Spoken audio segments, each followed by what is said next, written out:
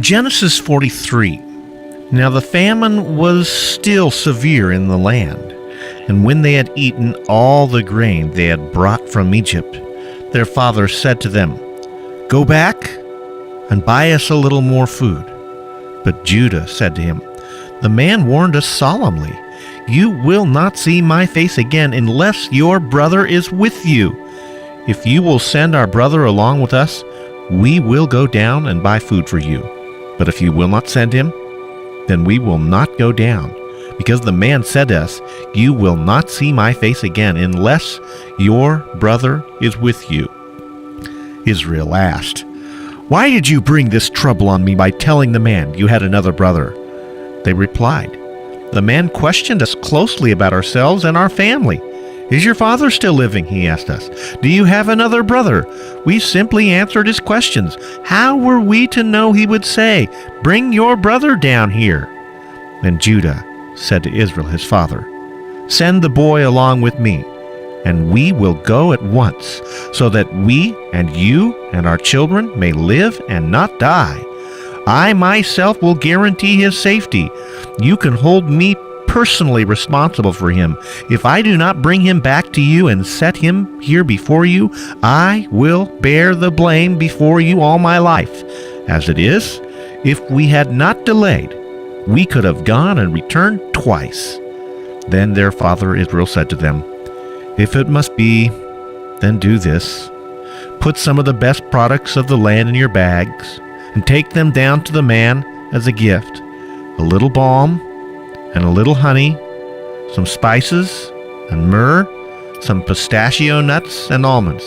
Take double the amount of silver with you, for you must return the silver that was put back into the mouths of your sacks.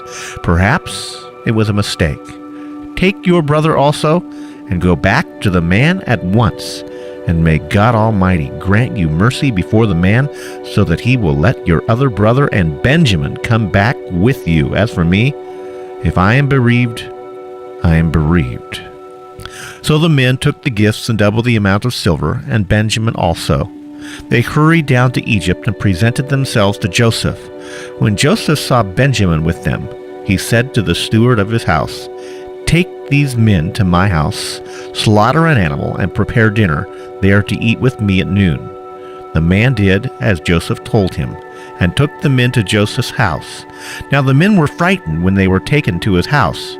They thought, "We were brought here because of the silver that was put back into our sacks the first time. He wants to attack us and overpower us and seize us as slaves and take our donkeys." So they went to Joseph's steward and spoke to him at the entrance to the house. "Please, sir," they said, "we came down here the first time to buy food.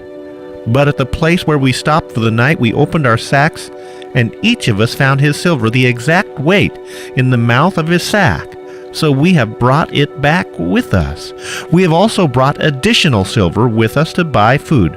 We don't know who put our silver in our sacks." "It's all right," he said. "Don't be afraid. Your God, the God of your father, has given you treasure in your sacks. I received your silver." Then he brought Simeon out to them.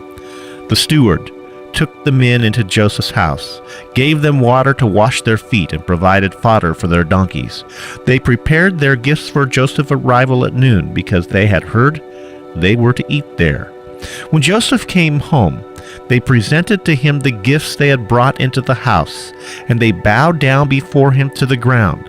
He asked them how they were doing, and then he said to them, "How is your aged father you told me about? Is he still living?" They replied, "Your servant, our father, is still alive and well." And they bowed low to pay him honor. As he looked about and saw his brother Benjamin, his own mother's son, he asked, "Is this your youngest brother, the one you told me about?" And he said, "God be gracious to you, my son." Deeply moved at the sight of his brother, Joseph hurried out and looked for a place to weep. He went into his private room and wept there. After he had washed his face, he came out, and controlling himself, he said, "Serve the food." They served him by himself, the brothers by themselves, and the Egyptians who ate with him by themselves, because Egyptians would not eat with Hebrews, for that is detestable to the Egyptians. The men had been seated before him in order of their ages, from the firstborn to the youngest, and they looked at each other in astonishment.